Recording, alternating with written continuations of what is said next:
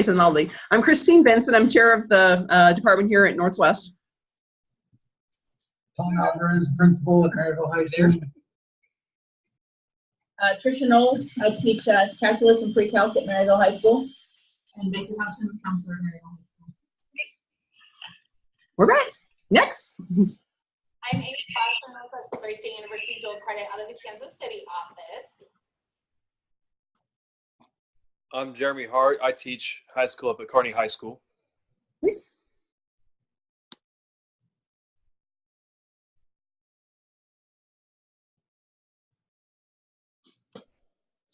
Patricia, I saw your lips moving, but I did not hear anything. Yeah, I don't think we're getting your audio. Patricia's out of Maryville High School as well, Matt. Okay. Alrighty. So is everybody here who's supposed to be? Yeah, Tracy Cooper, counselor from Tarkio. You just hear me, you don't see me. Okay, that's fine. Yes, I know, because that way you can be doing whatever. But of course she's not. She's giving full attention, I'm sure. Alrighty, so is everybody here that's supposed to be? I'd say we go ahead and start. We'll just keep Okay. Alrighty. I appreciate this time that you've agreed to meet with us so we can kind of share with you some of the things that have been happening around the state and also how that fits here at Northwest. There's really two things that I need to talk to you about. One is the Missouri Math Pathways. The other is the Core 42. Both of those are state initiatives. And then we'll talk about how those things affect what we're doing at Northwest. And part of that will also be the advising students about what dual credit to take. The Missouri Math Pathways, actually the Pathways movement involves both English and mathematics. And that actually was initiated several years ago with something called Complete College America that you might have heard of, or maybe not. But each state that participates in that was challenged to create pathways. The pathway being something that leads to a degree program. A lot of schools across the country required everybody to take usually either college algebra or calculus, and those were quite frankly considered the weed out courses, and they were kind of using those as gatekeepers. At Northwest, we have had several general education mathematics courses since I got here, which was more than 20 years ago. So we've already had several different pathways. But the issue was that we wanted some things that had some consistency across different institutions within the state so that things would transfer well, and that if students were starting with a course, it was something that would probably work as a gateway course, as something that would lead to a degree program somewhere, rather than, okay, you took this course, but it doesn't fit, so now you got to take another one. So that's kind of where the Pathways thing started.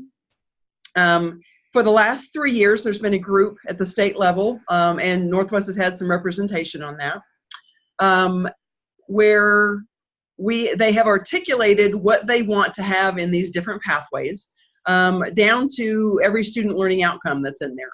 I'm going to switch just a second to the Core 42. That is a similar thing across the general education core for all institutions. That just started about a year ago, I believe. That, to be honest, that kind of sneaked up on several people because we didn't know people were working on it. But what that is something that will determine a certain set of courses that will transfer directly from institution to institution.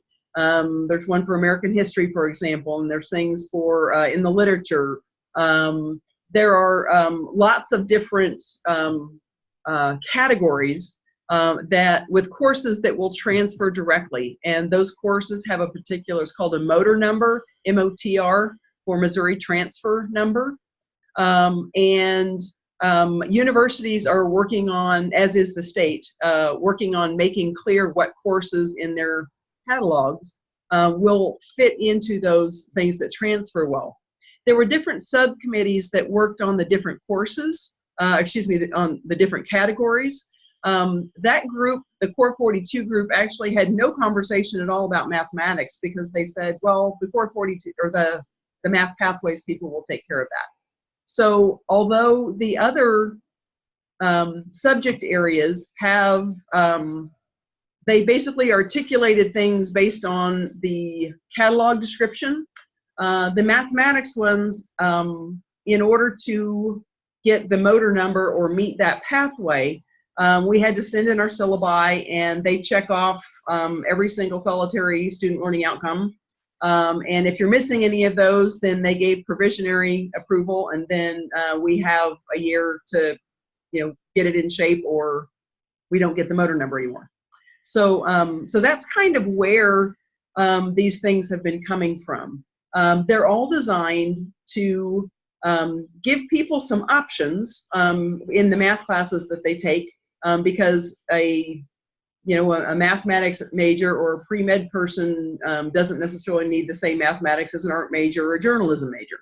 So, so the idea is to give them some variety, but also to have courses that will transfer between universities. So the math pathways, if you've got the PowerPoint that was there, there were 4 of them that were agreed upon, and then the 5th one is still awaiting approval by DESE. There's a mathematical reasoning and modeling category. There's a the pre-calculus course, which we were required to go to 5 hours rather than 4. The pre-calculus algebra is, they originally, the track was originally pre-calculus A/B. In other words, they would break up the algebra part, and then you'd take a trig class as well.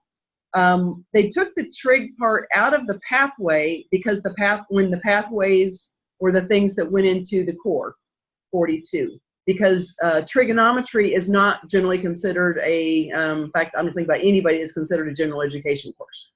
So because that didn't have something in the core 42, they took that out of the pathway, but that's kind of the assumption that if you're taking pre-calculus algebra, then you are expecting to take calculus later, and you're going to need to take a trig course before you can do that. Pre-calculus is what it says. It's designed to get you ready for calculus. Then there's a statistical reasoning track. Northwest has already had a statistical reasoning track for quite some time. And then the elementary education track, they're still working on getting approval for that. Most of the universities agreed on the content of a 2-course sequence. What they did not agree on was which things go in the first course and which things go in the second course.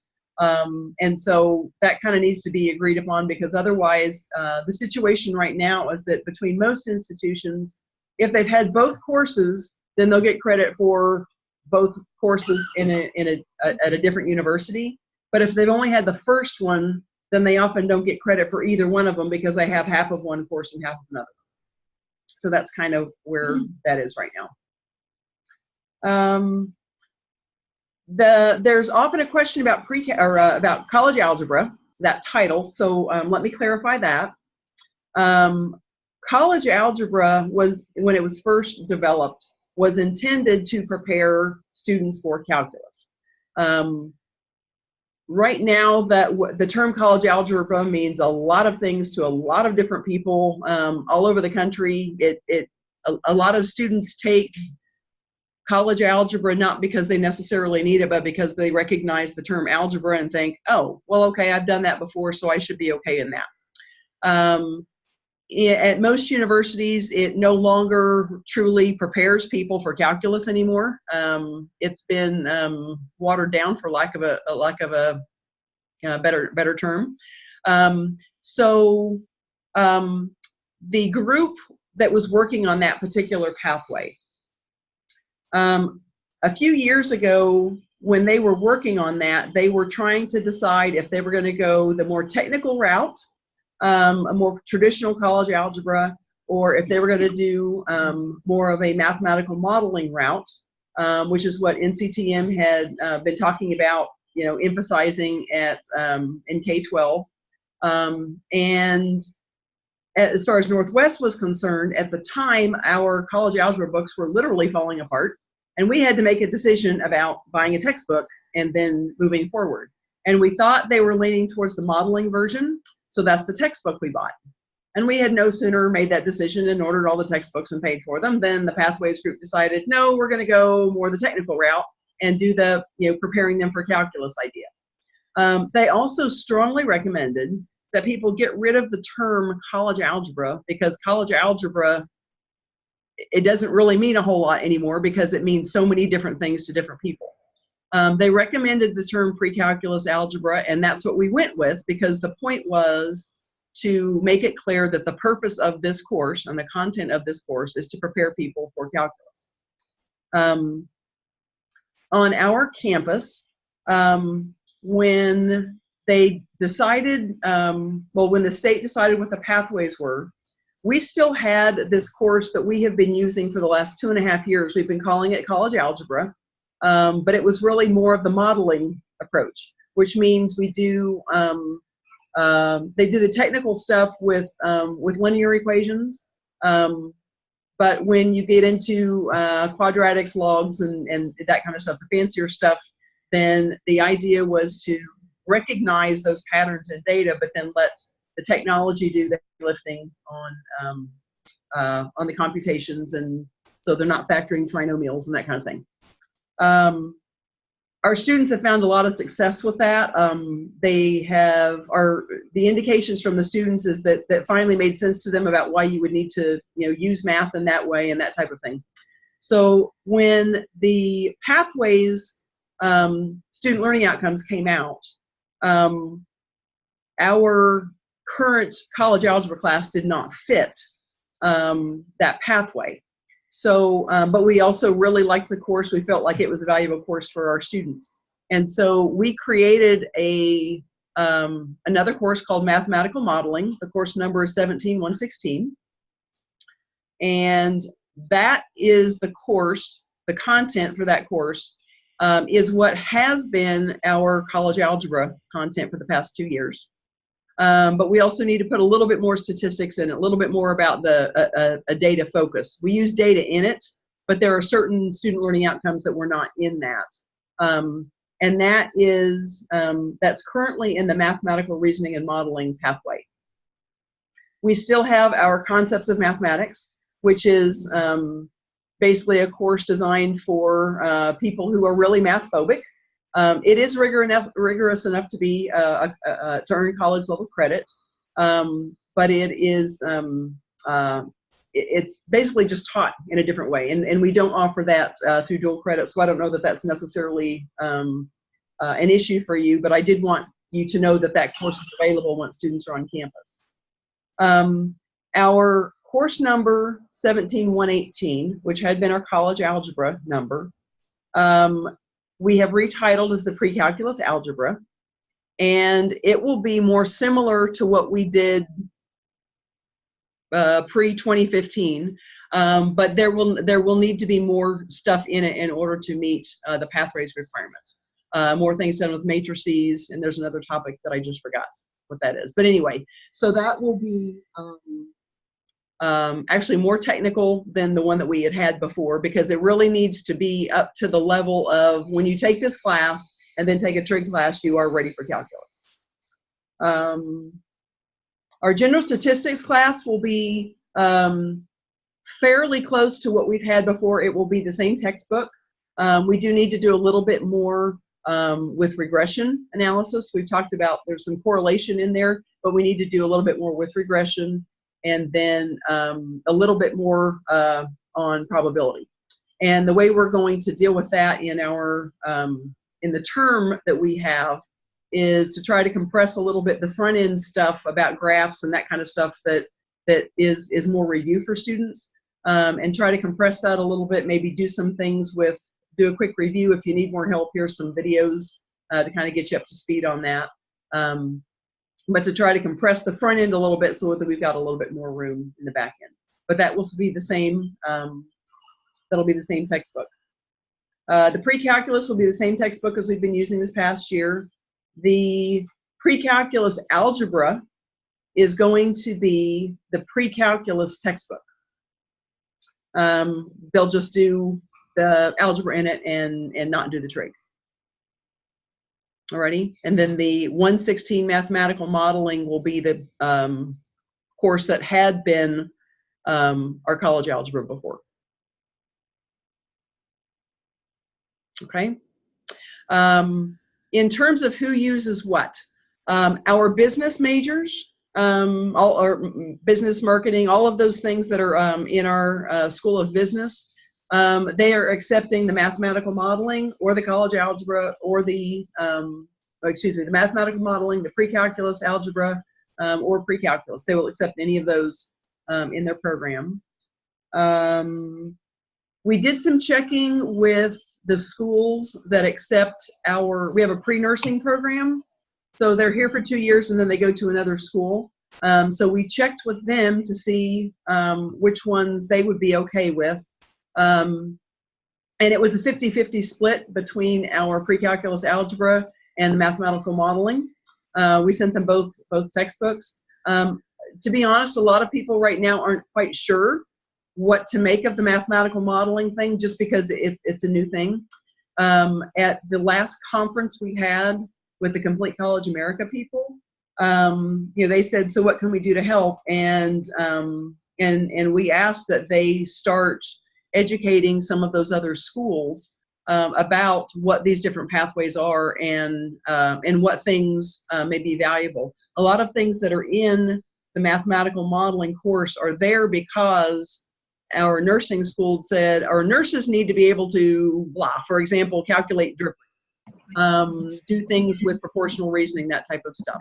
So that is in that course specifically for that reason.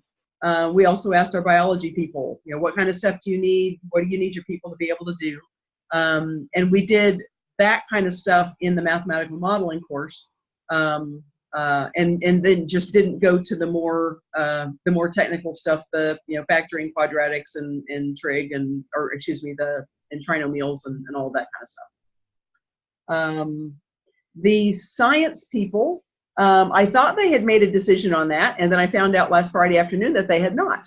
So they're going to be working on that this fall, and we'll give some definite answers on that. So what they're doing with our incoming freshmen who are in those majors is they need both statistics and either the 118 or the 116.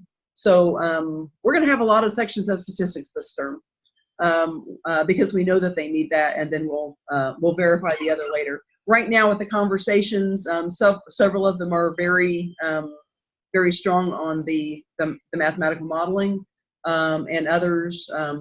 There's always some who will want the higher level, but I know the person who does our general physics, who coordinates that class, was very happy with the mathematical modeling. He said this does what I need them to do to be successful in this class.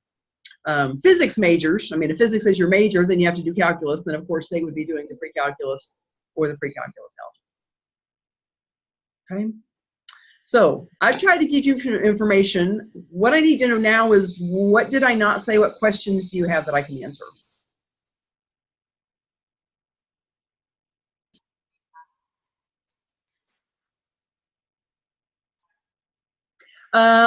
Did you guys hear the question?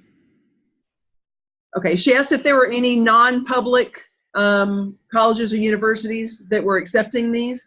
And the answer to that is, I don't know.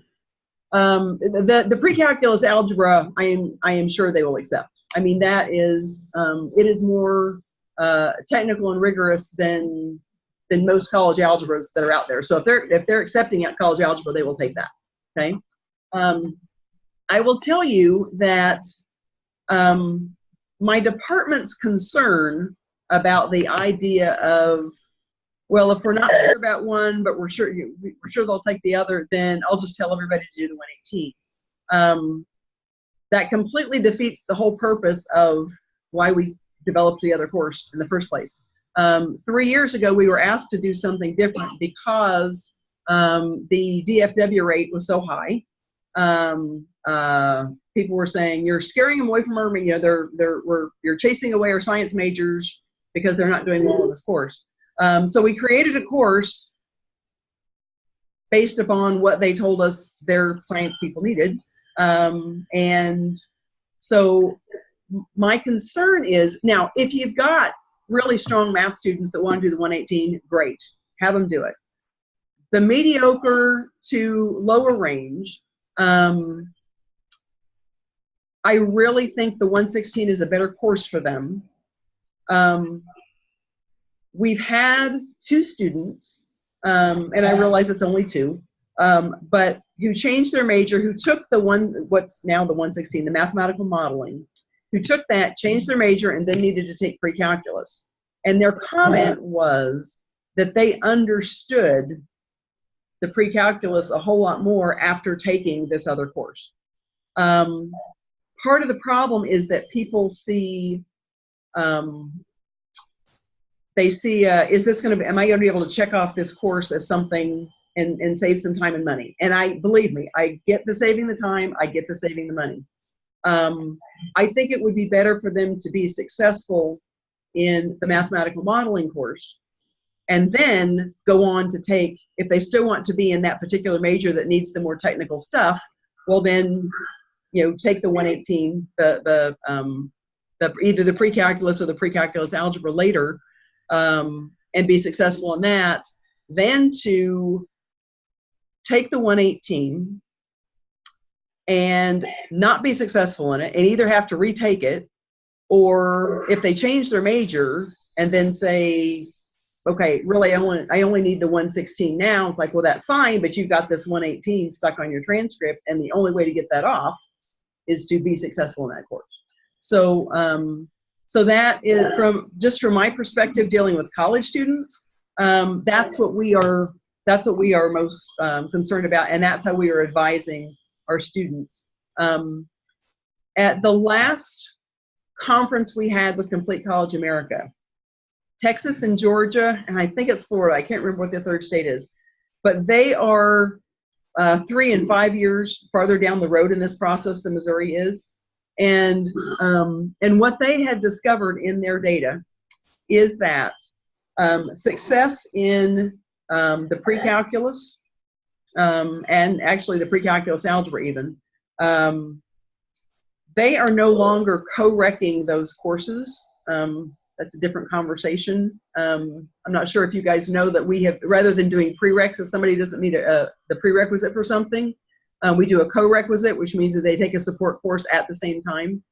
They are no longer co-recking those 2 courses. They are saying, if you don't meet the prerequisite for pre-calculus and for pre-calculus algebra, then they're saying take something else, any other math course. And their data shows that taking anything else helps develop the maturity in the mathematics and also kind of gets them over the hump with other things involved in being in college. They're more successful that way than they are doing the more technical course with a co-rec at the same time. So this coming fall, that's the changes they have made. So, and other universities will be talking about that as they go. What else? Mm-hmm.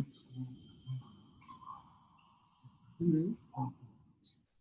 What would you say is the best for students to do so that they can get solid grades? Right. We did not. My go-to course, to be honest, is always general statistics.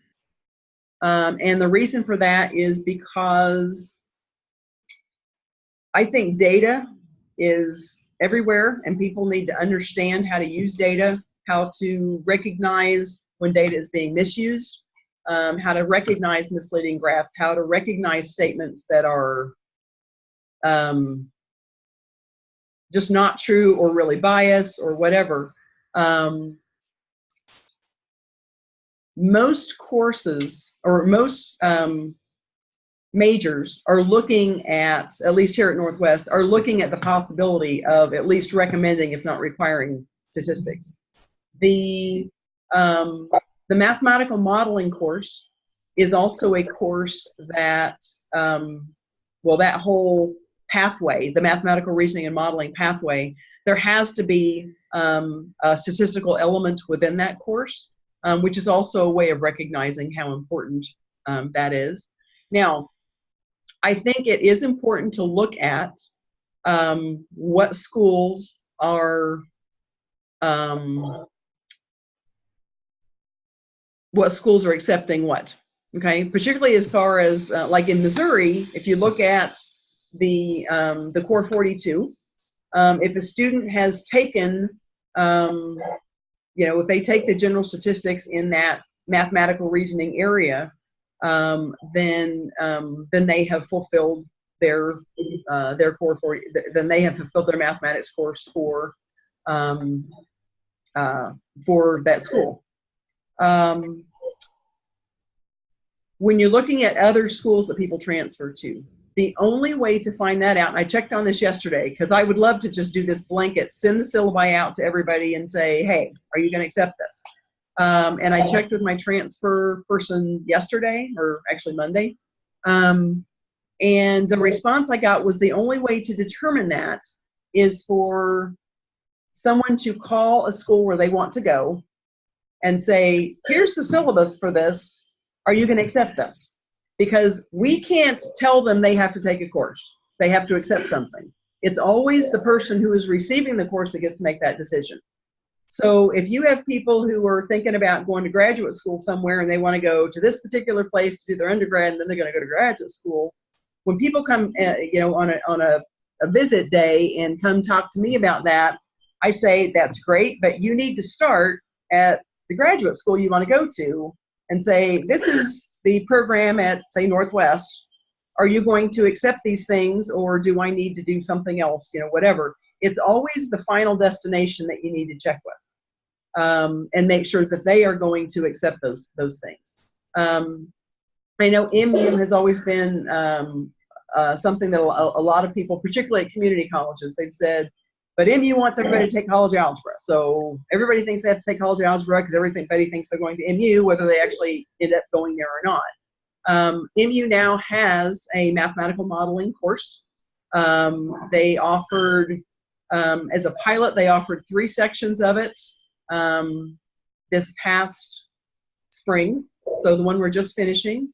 And if I remember correctly, they're going to be offering 11 sections of it in the fall. Because it went over very well, particularly with their journalism students. They've got a big journalism program there. So they will be accepting those courses there as well.